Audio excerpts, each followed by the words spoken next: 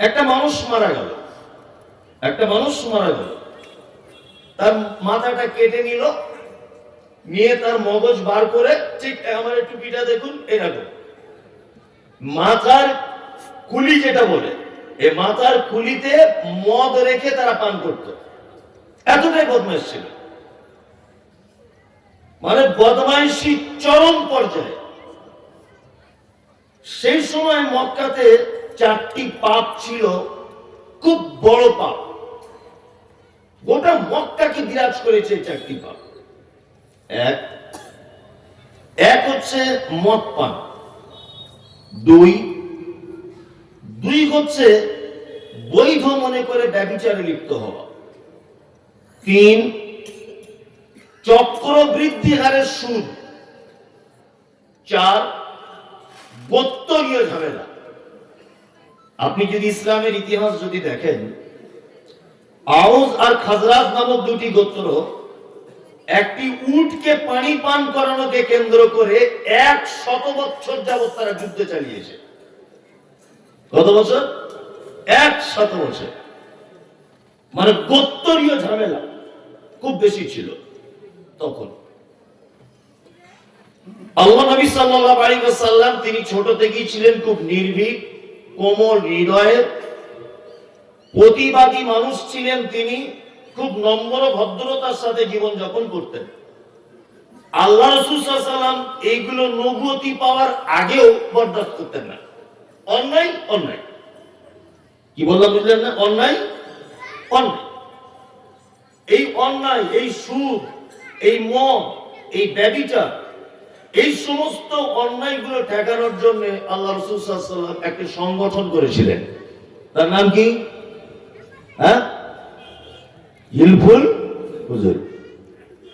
এই সংগঠনের মাধ্যমে তিনি জাতিকে পরিবর্তন করার চেষ্টা করতেন। যুবকদেরকে নিয়ে, ইয়াং জেনারেশনদেরকে নিয়ে তিনি কি করতেন? মানুষকে পরিবর্তন করার, ভালো কাজের উপদেশ দিতেন, অন্যায় থেকে মানুষকে টেনে আনতেন। আর এরই মাঝখানে চলে যেতেন কোথায়? জাবালে নূর। জাবালে নূর পাহাড়ের একেবারেই উপরে একটি জায়গা আছে, তার নাম গারে হীরা। এই গারে হীরা নামক গুহাতে আল্লাহ রাসূল সাল্লাল্লাহু আলাইহি ওয়াসাল্লাম আল্লাহর ধ্যানে মগ্ন থাকতেন। এসব বক্তব্য আমাদের শোনা। হঠাৎ করে একদিন জিবরিল আমিন এলেন, এসে আল্লাহ রাসূল সাল্লাল্লাহু আলাইহি ওয়াসাল্লামকে বলছেন, আপনি পড়ুন। আল্লাহ রাসূল সাল্লাল্লাহু আলাইহি ওয়াসাল্লাম বলছেন, আমি তো পড়তে জানি না। বাংলাদেশের প্রখ্যাত আলেম ডক্টর আসাদুল্লাহ আল গনিব হাফেজাহুল্লাহ সিরাতুর রাসূল বলে একটি বই তিনি লিখেছেন বাংলাতে। ওই বইয়ে তিনি লিখছেন, যেভাবে তিনি লিখেছেন আমি ওইভাবে বলার চেষ্টা করছি, যে জিবরিল আমিন প্রথমে একবার গিয়ে আল্লাহ রাসূলের সিনাতে ধরলেন, জড়িয়ে ধরার পরে বলছেন যে আপনি পড়ুন। বলছে আমি তো পড়তে জানি না। আবার ধরলেন, পড়ুন। পড়তে জানি না। আবার চাপ দিয়ে ধরলেন, পড়ুন। তখন আল্লাহ রাসূল সাল্লাল্লাহু আলাইহি ওয়াসাল্লাম বলছেন, ইকরা বিইসমি রাব্বিকাল্লাযী খলাক, খলাকাল ইনসানা মিন আলাক। 5টি আয়াত অবতীর্ণ হল। এই পর্যন্ত ঘটনাটা থাক। তারপরে খাদিজার কাছে গেলেন, ভয় পেলেন, বিস্তারিত ঘটনা। আমি যেটা আপনাকে বলতে চাইছি এই পর্যন্ত এতেই আমার যথেষ্ট বোঝানোর জন্য হয়ে যাবে। আমি আবার পুনরায় আপনাকে ফেরত নিয়ে যাচ্ছি, আপনি বুঝে শুনে উত্তর দেবেন। মক্কায় কটি পাপ ছিল? বড় পাপ 4টি, তাই না? সুদ ছিল, ব্যভিচার ছিল, মদ ছিল, চক্রবৃদ্ধি হারে সুদ, আর গোত্রীয় ঝামেলা, তাই না? মুহাম্মদ সাল্লাল্লাহু আলাইহি ওয়াসাল্লামের কাছে কোরআন অবতীর্ণ করা হচ্ছে। আল্লাহ সর্বপ্রথম সুদ একটা মারাত্মক পাপ, এটা শুধু হাদিস কোরআনের দৃষ্টিতে পাপ তা নয়, সামাজিক অপরাধ। এটা এত বড় অপরাধ যে গরিব চিরতরের জন্য গরিব হয়ে যাবে, আর ধনী চিরতরের জন্য কি তার অর্থ বৃদ্ধি পাবে। এটা হচ্ছে সুদের মূল বিষয়। আল্লাহ সুবহানাহু ওয়া তাআলা হীরা গুহাতে ডেকে নিয়ে বললেন না মুহাম্মদ সাল্লাল্লাহু আলাইহি ওয়াসাল্লাম, আজকে থেকে মদ হারাম, এটা বললেন। আজকে থেকে সুদ হারাম, এটা তিনি বললেন না। আজকে থেকে তোমরা গোত্রীয় ঝামেলায় জড়িত হবে না, এটা আল্লাহ সুবহানাহু ওয়া তাআলা বললেন না। আল্লাহ সুবহানাহু ওয়া তাআলা কি বলছেন? ইকরা, পড়ুন, ইকরা, পড়ুন। আরে আপনি যে হিলফুল ফুজুল সংগঠনের মাধ্যমে যুবকদেরকে নিয়ে যে আন্দোলন শুরু করেছেন, আপনি এই আন্দোলন ততক্ষণ পর্যন্ত সাকসেস হতে পারে না যতক্ষণ না পর্যন্ত আপনি লেখাপড়া না জানবেন, যতক্ষণ না পর্যন্ত আপনি পড়াশোনা না করবেন। আল্লাহ নবী সাল্লাল্লাহু আলাইহি ওয়াসাল্লাম ছোট থেকে স্কুলে পড়তেন তো? পড়তেন? লেখাপড়া জানতেন? তিনি নিরক্ষর ছিলেন, তবে মারাত্মক জ্ঞানী ছিলেন। জ্ঞানী আর নিরক্ষরের ভিতরে সামান্য একটু ডিফারেন্স আছে। মহাপণ্ডিত ছিলেন তিনি, তবে আক্ষরিক জ্ঞান ছিল না। আল্লাহ সুবহানাহু ওয়া তাআলা মুহাম্মদ সাল্লাল্লাহু আলাইহি ওয়াসাল্লামকে বলছেন, আপনি যে ভূমিকা পালন করছেন এটা একেবারেই ঠিক, কিন্তু আপনি যে পড়াশোনা জানেন না, আপনাকে সর্বপ্রথম পড়াশোনা জানতে হবে। এখান থেকে একটা জিনিস আপনি শিক্ষা নেন, যে একটা সমাজকে, একটা জাতিকে, একটা গ্রামকে, একটা পরিবারকে পরিবর্তন যদি আপনি করতে চান, সর্বপ্রথম শিক্ষিত মানুষকে দিয়ে এবং শিক্ষাকে সামনে রেখে সমাজ পরিবর্তন করা সম্ভব। তার আগে সমাজ পরিবর্তন করা সম্ভব কখনোই না। দুটো জিনিসকে দিয়ে সমাজ পরিবর্তন করা খুব সহজ। এক, যুবক, যুবকদেরকে দিয়ে সমাজ পরিবর্তন করতে হবে। দুই, শিক্ষিত মানুষদেরকে দিয়ে সমাজ পরিবর্তন করতে হবে, এবং এই দুটোতে খুব সহজ। যদি বলছেন তাহলে বুড়ো মানুষরা কি করবে? বুড়ো মানুষরা কি করবে? নাকটা দিয়ে ঘুরবে, কি বললাম বুঝলেন না? আপনাদের পরামর্শ দিবে। একটা আমাদের সমাজে এত অধঃপতন কেন? বিশেষ করে সামাজিক যে সমস্ত ডিপার্টমেন্ট গুলি আছে, মাদ্রাসা বলুন, মসজিদ বলুন, জলসা বলুন, ঈদগাহ বলুন, এতিমখানা বলুন, কোন যুবকদের সংগঠন বলুন, যাই বলুন, এইগুলো এত অধঃপতনের তলদেশে তলিয়ে যাচ্ছে কেন বলুন তো? কোন ডেভেলপ নেই কেন বলুন তো? তার মূল একটি কারণ আপনাদেরকে ধরিয়ে দিচ্ছি, সেটা হচ্ছে এই। আচ্ছা, সরকারি ডিপার্টমেন্টে কত বছর বয়স হলে একটা মানুষকে সরকার বাড়ি বসিয়ে দেয়? রিটায়ার হয়ে একটা মানুষ কত বছরে? 60 বছরে। তার মানে সরকারি পক্ষ জানে যে 60 বছর বয়স হয়ে গেছে মানে ওর বুদ্ধি কমে গেছে। তুমি স্কুলে আর এসো না, ফালতু এসে ছেলে মেয়েদের নষ্ট করো না, বাড়িতে বসে থাকো, অর্ধেক বেতন খাও, তবুও ভালো। স্কুলে এসে সর্বনাশ করে দিও, তোমার এখন বুদ্ধি কম। তুমি চশমা ছাড়া দেখতে পাও না, কথা বললে ভুলে যাও, কার নাম আশরাফুল, কার নাম সাইফুল তোমার মনে থাকে না, স্মৃতি শক্তি কম। কি বলছি ঠিক না?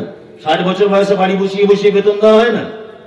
আর আমরা সমাজ এত বুঝি, এত বেশি পাণ্ডিত্য অর্জন করেছি যে আমরা ওই বুদ্ধি কমে যাওয়া মানুষদেরকে এনে বিশাল একটা প্রতিষ্ঠানে ধরে সবাই মিলে সেক্রেটারি করে দিয়েছি। চাচা, তুমি যখন স্কুল থেকে বাড়ি এসেছো, চাকরি বাকরি আর নেই, তুমি সেক্রেটারি হয়ে যাও, আর তুমি একটু আরো এর উপরের পোস্টে তুমি থাকো। আর 85 বছর বয়স ওনাকে দায়িত্ব দিচ্ছেন, তুমি কে? তুমি আর একটা ডিপার্টমেন্টে থাকো। আচ্ছা বলুন, ওনার বুদ্ধি কমে গেছে বলে, চোখের দৃষ্টি কমে গেছে বলে সরকারি পক্ষ ওনাকে বাড়ি বসিয়ে দিয়েছেন, আর আমরা তাদেরকে ধরে এনে উচ্চ আসনে বসিয়ে দিয়েছি। তুমি আমাদের বিশাল প্রতিষ্ঠানের ডেভেলপমেন্টের দায়িত্বে তুমি থাকো, কিয়ামত পর্যন্ত ডেভেলপ হবে না। কি বললাম বুঝলেন? কখনোই সম্ভব নয়। যুবকদেরকে এগিয়ে আসতে হবে সবার আগে। আরে এরা তো সেই যুবক যারা Bharat Pakistan, Bharat Bangladesh, Bharat Australia cricket match হলে রাত 12টার সময় ম্যাচ শেষ হয়েছে, মুরগিওয়ালা দোকানদারের বাড়ি থেকে ডেকে এনে চাবি দিয়ে দোকান খুলিয়ে রাত 12টায় মুরগি কিনে আশরাফুলের বাড়ি থেকে গ্যাস ওভেন ভাড়া করে 3টার সময় পিকনিক করে খায়। এরা তো সেই যুবক, এরা সেই যুবক। দক্ষিণ পাড়ায় মসজিদ করেছে, আমরা উত্তর পাড়াতে করব। এরা তো সেই যুবক পরের জমি দখল করে ক্লাব বানিয়ে অন্য পাড়াদের সাথে টক্কর লাগাতে পারে। এদের পক্ষেই সম্ভব সমাজ পরিবর্তন করা। কি বলছি বুঝতে পারছেন না? ও বুড়ো হয়ে গেছে, খাতা নিয়ে চলতে পারে না, 5 বার দিনে ওজন নষ্ট হয়ে যায়, ও বড় দায়িত্ব নিয়ে বসে আছে, কোন রকমের উন্নতি হবে না। কি বলছি বুঝতে পারছেন? বয়স্ক লোকেরা রাগ করছে, কাকে আনলি যে, কি বলছে সব? আমি যেটা বলছি আপনি ভাবুন, আপনি রাগ করবেন কেন? আপনি উপদেষ্টা কমিটিতে থাকুন, বাচ্চাদের বুদ্ধি পরামর্শ দিন। কি বললাম বুঝলেন? কিন্তু মূল ভূমিকা রাখতে হবে কাদের? কাদের? যুবকদের রাখতে হবে, এদেরকে আগে রাখবেন। সমস্ত কাজে যদি যুবকদেরকে আগিয়ে দেন, সমাজ দুটো দিক থেকে বাঁচবে। দুটো দিক, এক উন্নতি হবে সমাজে, 2 অন্যায় থেকে সমাজ বাঁচবে। আচ্ছা বলুন, আপনাদেরকে একটা কথা বলি, আমাদের গ্রামে 16 দলীয়, 8 দলীয়, 5 দলীয় যে ফুটবল বা ক্রিকেট টুর্নামেন্ট গুলি হয়, এগুলো পরিচালনা করে কারা? ইমাম মুয়াজ্জিনরা। কারা করে? যুবকরা করে না? করে। আবার অনেক টুর্নামেন্ট যেদিন ফাইনাল খেলা হয়, সেদিন কি হয়? কলকাতা থেকে, বহরমপুর থেকে অনেক উলঙ্গ মেয়েদেরকে ভাড়া করে নিয়ে আসা হয়, তাই না? হ্যাঁ, একটা করে গোল হয়, ছোট ছোট জামা পরে দিন দিন করে নাচে, আর বয়স্ক লোক হাততালি দেয়। সাংঘাতিক ডান্স রে বাবা। হচ্ছে কি হচ্ছে না? বাস্তব বলছি না অবাস্তব? এগুলো আপনাদের লেখা হচ্ছে না? হচ্ছে তো? হচ্ছে। তাহলে এই খেলাগুলো পরিচালনা করে কারা? আমার আপনার বাড়ির ছেলে, যুবক যারা তারা, তাই না? ওদেরকে ভাড়া করে আনে কারা? আমার আপনার বাড়ির যুবক ছেলে তারা, তাই তো? এখন যে 5টা ছেলে ওই খেলার মূল উদ্যোক্তা, ওই 5 জনকে ধরে যদি আপনি মসজিদের দায়িত্বে দিয়ে দেন, আচ্ছা বলুন তো, ওই উলঙ্গ মেয়ে ভাড়া করার আগে 10 বার তার বিবেকে কথা বাঁধবে কি বাঁধবে না, যে আমি আল্লাহর ঘরের দায়িত্বে আছি, অপরাধ আমি করতে পারবো না? তাহলে উপকার হলো না ক্ষতি হলো? হ্যাঁ, উপকার হলো। আর চোরকে দিতে হবে মাল সামলাতে, তবেই তো মাল রক্ষিত থাকবে। কি বললাম বুঝলেন না? হ্যাঁ, আমি যদি চোর হই আর আপনি যদি গচ্ছিত সম্পদ আমার কাছে যদি দেন, তাহলে মাল নিরাপদে থাকবে। কিন্তু আপনি যদি সভাপতির কাছে মাল রাখেন আর আমি যদি চোর হই, ও মাল যখন তখন চুরি হয়ে যেতে পারে। পারে কি পারে না? পারে। আমরা শুধু ইসলামী কথাবার্তা গুলো শুনবো না, আমরা একটু ভাববো, চিন্তা ভাবনা করব, বাস্তব চিত্রটা কি হচ্ছে সেটা আমরা বোঝানোর চেষ্টা করব। আমি প্রথমে ক্ষমা চেয়ে নিচ্ছি, আমি খুব বড় আলেম নয়, আমি বক্তা। আমি কিন্তু বক্তা। আপনি আমাকে 5 ঘন্টা বক্তব্য দিতে বলুন, আমায় 1 মিনিটও ভাবতে হবে, আমি যে কোনো জায়গায় গিয়ে দিয়ে দেবো, অসুবিধা নেই। কিন্তু আপনি যেটা হাদিসের কেতাব আমাকে খুলে দিয়ে বলেন, মমতাজুল ভাই 2 কথা বলে দেন, আমি পারবো না, ওতে আমি নেই, আমি বক্তা। কি বললাম বুঝলেন? আমাকে বড় আলেম ভেবে বিশাল কিছু মনে করবেন না, একদম ভুল। তাহলে ইসলামের প্রথম পবিত্র আল কোরআনের আয়াত অবতীর্ণ হয়েছে কি? কি? ইকরা, পড়ুন। এখন পড়া তো অনেক রকমের আছে, অনেক রকমের আছে না? পড়া অনেক রকমের আছে না? কি পড়বো? আমাদের মার্কেটে পড়ার শেষ নেই। আল্লাহ সুবহানাহু ওয়া তাআলা তারপরে বলছেন, বিইসমি রাব্বিকাল্লাযী খলাক। ওই প্রভুর নামে আপনি পড়ুন, যে প্রভু আপনাকে কি সৃষ্টি করেছে। আমাদের সৃষ্টি করেছেন কে? আল্লাহ। তাহলে পড়তে হবে কার নামে? হ্যাঁ, আল্লাহর নামে। পৃথিবীতে যত শিক্ষার ব্যবস্থা রয়েছে, আল্লাহর নাম নিয়ে পড়তে হয়, এরকম কোনো ব্যবস্থা আছে? আছে? নেই। এই প্রসঙ্গটা আমি একটু পরে বলছি, আমি শিক্ষার উপরে আগাচ্ছি একটা একটা করে। আচ্ছা, আপনাদের কাছে জানতে চাইছি যে শিক্ষা আর বিদ্যা, এই দুটো জিনিস এক না আলাদা? এক। হ্যাঁ, একজন বলছেন এক, উনি যেটা বুঝেছেন সেটা বুঝেছেন। শিক্ষা আলাদা আর বিদ্যা কি আলাদা। বিদ্যা কাকে বলে আর শিক্ষা কাকে বলে, এটা আমি একটু ডিফারেন্স করে আপনাকে বোঝাই, আমি আস্তে আস্তে করে আগাচ্ছি। ওইখানে তোর দাদির কবর, ডালিম গাছের তলে 30 বছর ভিজায় রেখেছি 2 নয়নের জলে। এর নাম বিদ্যা। এর নাম কি? বিদ্যা। কবি যিনি লিখেছেন এটা, উনি ওনার পোতাকে বলতে চাইছেন, ওই দেখ ওটা তোর দাদির কবর, তোর দাদিকে আমি এত ভালোবাসতাম, আজকে 30 বছর ওর প্রেমে পাগল হয়ে আমার চোখ দিয়ে পানি পড়ে পড়ে চোখটা আমার ঘা হয়ে গেল। আচ্ছা ওর বউ মারা গেছে, এটা আমার ছেলে মুখস্থ করে উপকার কি হবে? কোন উপকার হবে? হ্যাঁ, হবে না। বর্তমানে একটা কবি ছিলেন কুমুদ রঞ্জন মল্লিক, উনি একটা কবিতা বড় আকারে লিখেছিলেন, প্রায় 30-32 লাইনের। শেষের দিকে উনি বলছেন, অজয়ের ভাঙনেতে করে বাড়ি ভঙ্গ, তবু নীতি নীতি ঘেরি নব নব রঙ্গ, চাই না এ কুঞ্জে ছেড়ে যেতে মন যে, কোথা পাবো একসাথে এত সাধু সঙ্গ। অজয় নদীর পাড়ে ওনার বাড়ি, নতুন হাট না নতুন গ্রাম বলে একটা জায়গায় ওনার বাড়ি। ওনাকে পল্লী কবি বলা হয়, গ্রাম্য কবি। উনি গ্রামের পরিবেশ পরিস্থিতি নিয়ে তিনি কবিতা লিখতেন। তো তিনি একটা কবিতা উল্লেখ করছেন, অজয়ের ভাঙনেতে করে বাড়ি ভঙ্গ, তবু নীতি নীতি হেরি নব নব রঙ্গ, চাই না এ কুঞ্জে ছেড়ে যেতে মন যে, কোথা পাবো একসাথে এত সাধু সঙ্গ। অজয় নদীর পাড়ে আমার বাড়ি, প্রত্যেক বছরের নদীতে বান এসে আমার বাড়ি ঘর তো সব ভেঙে যায়, আবার আমি নতুন করে গড়ে তুলি। তারপরেও আমার ইচ্ছা হয় না কলকাতায় গিয়ে ফ্ল্যাট কিনে বসবাস করি। গ্রামের যে কি পরিবেশ, আমি বলছি ওটা আপনার মনের ইচ্ছা, ওটা আপনার মনের ইচ্ছা, ওটা আমার বেটা মুখস্থ করে উপকার কি হবে? কোন উপকার আছে? কোন উপকার নেই ওতে। এর নাম কি? বিদ্যা।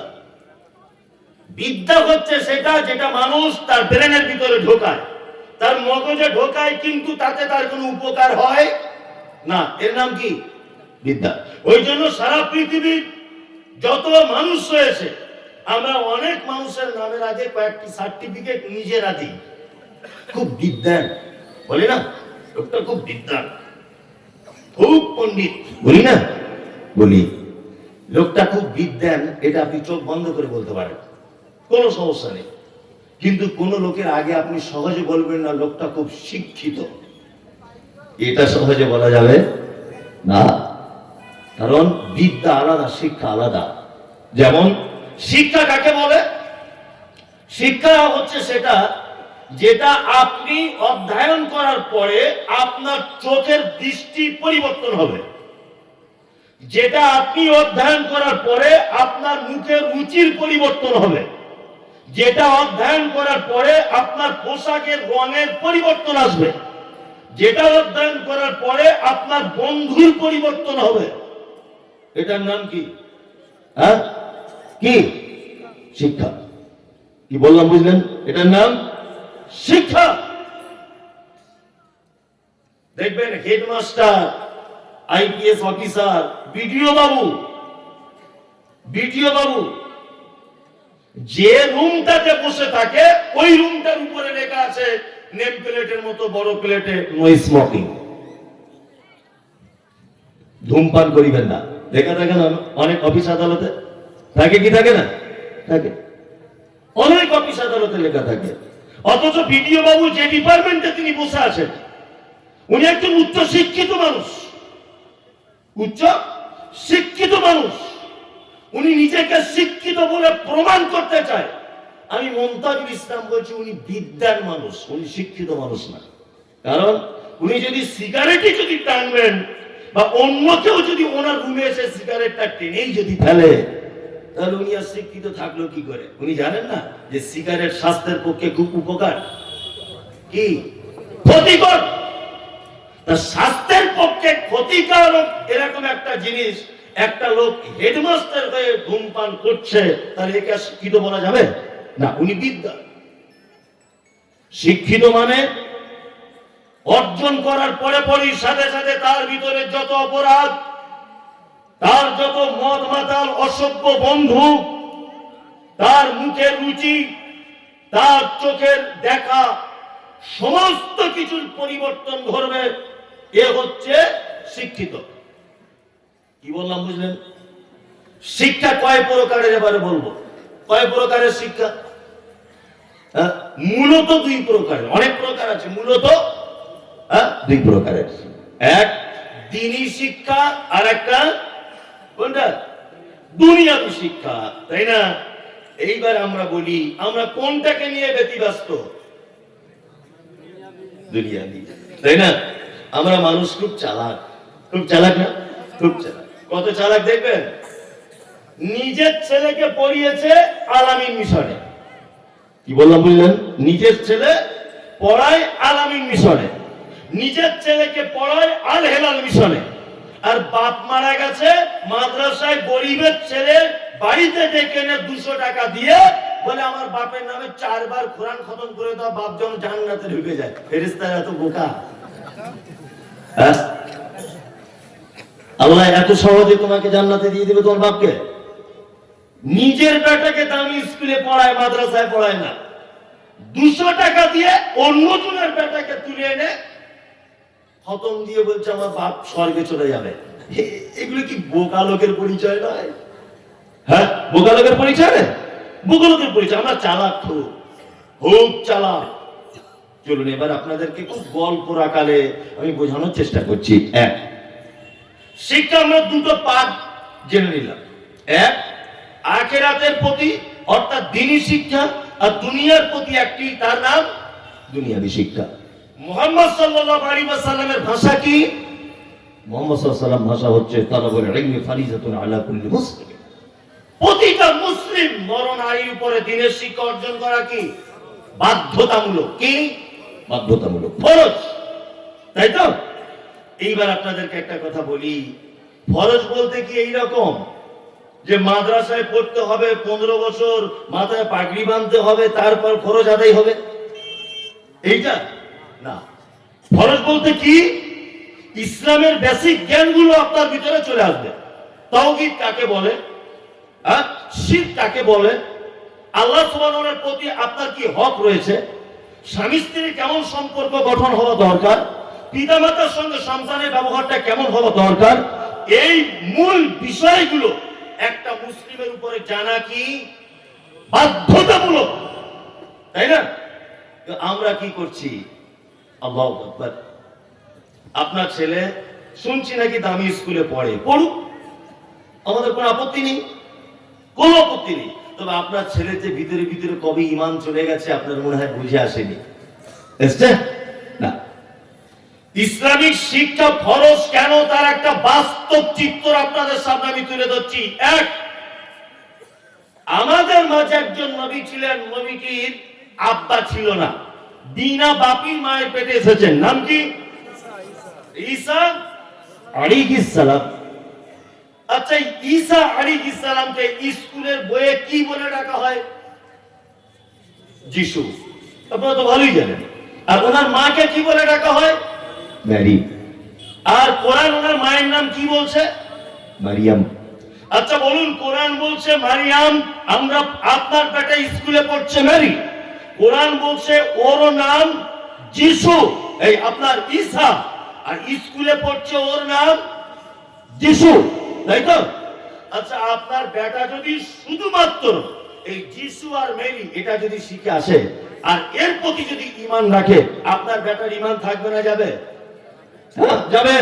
কোরআন বলছে ফাইন্না খালাকনাকুম মিন তুরাবিন সুম্মা মিন নুতফাতিন, নিশ্চয়ই আমি আল্লাহ মানুষকে সৃষ্টি করেছি মাটির উপাদান দিয়ে, আমি মানুষকে মূল সৃষ্টি করেছি কি দিয়ে? মাটি দিয়ে। তারপরে নুতফা। আমি ওই আয়াতের শেষে পর্যন্ত পৌঁছাচ্ছি না, শুধু মানুষকে তৈরি করা হয়েছে কি দিয়ে? মাটি দিয়ে, তাই তো? আচ্ছা, মাটি দিয়ে যে মানুষকে বানানো হয়েছে, এই ঈমান রাখতে হবে না? হবে না? হবে, হবে। স্কুলে কি বলছে? চার্লস ডারউইনের থিওরি, বানর থেকে মানুষ হয়েছে, বলছে না? এগুলো আমি মাঝে সাঝে হাসি পাই, শিক্ষিত মানুষরা আছে, মাঝে সাঝে অবাক হই, এগুলো হয় কি করে, এগুলো পড়ায় কি করে, বইয়ের পাতাতে আজও আছে কি করে? ওই জন্য দেখবেন ডাক্তারবাবু যে চেম্বারে বসেন, ওই চেম্বারে একটা ক্যালেন্ডার রাখা আছে 2024-এর। একটা লোক এইরকম করে আছে, আর একটা লোক একটু এরকম করে, আর একটা লোক একটু এরকম করে আছে, আর একটা লোক ফুল মানুষের মতো, আর একজন হাফ কান পরে আছে। মানে উনি বোঝাতে চাইছেন আগেকার দিনে এইরকম ছিল, ওইটা বিবর্তন হয়ে এরকম হয়েছে, ওইটার বিবর্তন এরকম হয়েছে, ওইটার বিবর্তন এরকম হয়েছে, নিয়ে লাস্টে গিয়ে একেবারে হাফ কান পরে বসে আছে মানুষ। এটা বোঝানো কি বোঝাতো না? ক্যালেন্ডারে এখন ক্যালেন্ডার দেখা যায় না? যায়। আমি মুমতাজ ইসলাম, আমার এক ছেলে এক মেয়ে। আপনাকে একটা জিনিস বোঝাচ্ছি, আমার বাড়িতে একটা গাই গরু আছে, বাচ্চারা দুধ পান করবে বলে আমি গরুটাকে বাড়িতে রেখে দিয়েছি। তা আমার স্ত্রী বলছে আমাদের গাইটা তো দেশি গাই, এটা যদি একটা জার্সি বাছুর হতো দুধ বেশি হতো। তা আমি ডাক্তার বাবুকে বলছি, ডাক্তার বাবু একটা জার্সি বাছুরের ইনজেকশন পুশ করা যায় না? বলছি কেন যাবে? যাবে। দেশি গরুর জরায়ুতে জার্সি গরুর বিষ বা আপনার বীর্য পুশ করা হলো। আচ্ছা বলুন তো, দেশি গরুর পেট থেকে জার্সি গরুর বাছুর হওয়া এটা সম্ভব না অসম্ভব? হ্যাঁ, সম্ভব না? সম্ভব? সম্ভব। আমার মেয়েটা কাঁদতে কাঁদতে বলছে আব্বু একটা হরিণের বাচ্চা এনে দাও না, একটু খেলবো। আমি ডাক্তারকে বলছি, ডাক্তারবাবু এক কাজ করো না, আমাদের গরুর পেট থেকে একটা হরিণের ইনজেকশন দিয়ে বাচ্চা বার করে দাও তো। আচ্ছা বলুন তো, কিয়ামত পর্যন্ত সম্ভব? সম্ভব? সম্ভব না। এ বই পড়াচ্ছে কি করে? বানর একটা আলাদা প্রাণী, সেই প্রাণী থেকে বিবর্তন হতে হতে হতে হতে যদি মানুষ রূপে ধারণ করে, তা চার্লস ডারউইনের থিওরি প্রকাশ হওয়ার পর থেকে আজ পর্যন্ত পেপারপত্র পত্রিকা মিডিয়ায় কোন মাধ্যমে আপনি দেখেছেন যে সুন্দরবনে কিছু মানুষ খুঁজে পাওয়া গেছে? সুন্দরবনের বানরগুলো কিছু মানুষ হয়েছে দেখতে পেয়েছেন? হ্যাঁ, আপনারা দেখতে পান না পাড়া গ্রামে বানর খেলা হয়? হ্যাঁ, যে লোকটা বানরটা খেলা দেখাচ্ছে 15 বছর থেকে খেলা দেখাচ্ছে, আজ ওই বানর আর ওই লোকটার বয়স প্রায় 80 বছর। 80 বছর ওর বানরটা কোনদিন মানুষ হয়ে গেল না? ভুল তথ্য। কি বললাম বুঝলেন? কিন্তু ভুল হলেও কিছু করার নেই, আমাদেরকে শিখতে হবে স্কুলের সিলেবাস যদিও, তাই না? যাই হোক, আমি ওর প্রসঙ্গে যাচ্ছি না। তার মানে আপনার বেটা যেমন শিখবে ওর নাম যিশু, আপনার বেটার বাধ্যতামূলক জেনে নিতে হবে ওর নাম ঈসা আলাইহিস সালাম। আপনার বেটা যেমন শিখবে চার্লস ডারউইনের থিওরি, তেমন আপনার বেটার বাধ্যতামূলক শিখতে হবে মানুষকে আল্লাহ সুবহানাহু ওয়া তাআলা তৈরি করেছেন মাটি দিয়ে। কি বললাম বুঝলেন? এখন এই দুটোর সমন্বয়ে যদি আপনার বেটা না গড়ে ওঠে, একক অর্থাৎ দুনিয়াটাকে যদি প্রাধান্য দেয়, তাহলে আপনার বেটার আর ঈমান থাকবে কি না? ওর ঈমান আস্তে আস্তে আস্তে আস্তে পোকা লেগে নষ্ট হয়ে যাবে, তাই না? এইবার আপনাদেরকে আমি আর একটা কথা বলি, সেটা হচ্ছে এই এতক্ষণ পর্যন্ত আপনারা শুনলেন শিক্ষার প্রকার ভেদ বলে দিলাম, দুনিয়াবী শিক্ষা এগুলো বলে দিলাম, তাই তো?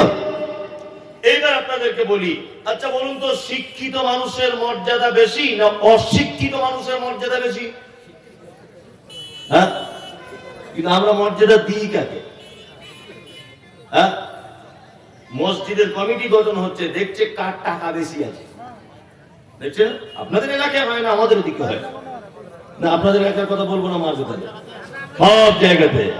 হ্যাঁ, ঈদগাহের কমিটি হবে, তারপরে স্কুলের কমিটি হবে, 16 আনার কোনো কাজ হবে। বাস্তব চিত্র বলছে এটা। শিক্ষিত মানুষদের আমরা দাম কি দেই না, অথচ আল্লাহ সুবহানাহু ওয়া তাআলা কি বলছেন?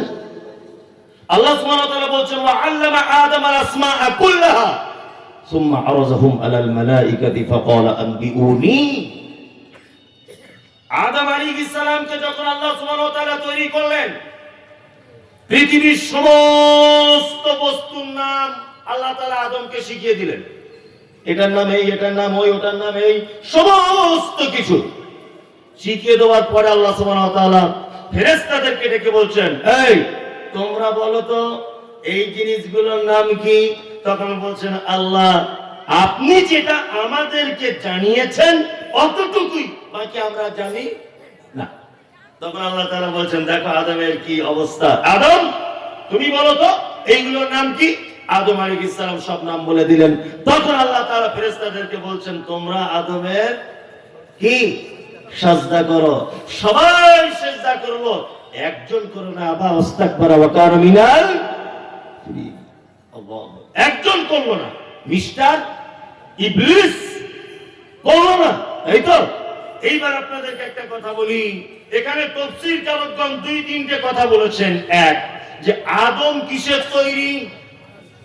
হ্যাঁ, মাটির তৈরি, তাই না? ফেরেশতারা কিসের তৈরি? এইখানে একটা খুব সুন্দর একটা কথা বলে রাখছি, সেটা হচ্ছে এই, আমাদের নবী কিসের তৈরি এই নিয়ে সমাজে মারামারি হয়, হয় না? হয়তো কিসের তৈরি আপনারা বলুন তো? মাটির তৈরি, আলহামদুলিল্লাহ। আর কিছু লোক বলছে কিসের? নূরের তৈরি। আদম আলাইহিস সালাম কিসের তৈরি? মাটি। আর ফেরেশতারা নূরের, তাই তো? তাহলে নূর সেজদা করছে মাটিকে, তাহলে যার পায়ে সেজদা করা হচ্ছে তার মর্যাদা বেশি, না যে সেজদা করছে তার মর্যাদা বেশি? যাকে সেজদা করছে। তাহলে নবী যদি নূরের হবে, নবী যদি নূরের হবে, আর আদম আলাইহিস সালাম কিসের? মাটি, তাহলে তো মহা গোলমাল হয়ে যাবে, হবে না? হবে, মহা গোলমাল। এই কথাটা মাঝখান থেকে একটু বলে দিলাম। আল্লাহ সুবহানাহু ওয়া তাআলা মূলত আদমকে সিজদা করার দু তিনটা উদ্দেশ্য মুফাসসিরিনগণ বলছেন। তার এক, যে ফেরেশতারা আমার হুকুম ঠিকঠাক মান্যতা দিচ্ছে কিনা। দুই, এই মুহূর্তের জন্য ফেরেশতাদের থেকে জ্ঞানী কে? আদম আলাইহিস সালাম। তাহলে আল্লাহ সুবহানাহু ওয়া তাআলা পৃথিবীর সূচনা থেকে এই পর্যন্ত জ্ঞানীদের মর্যাদা দিয়েছেন।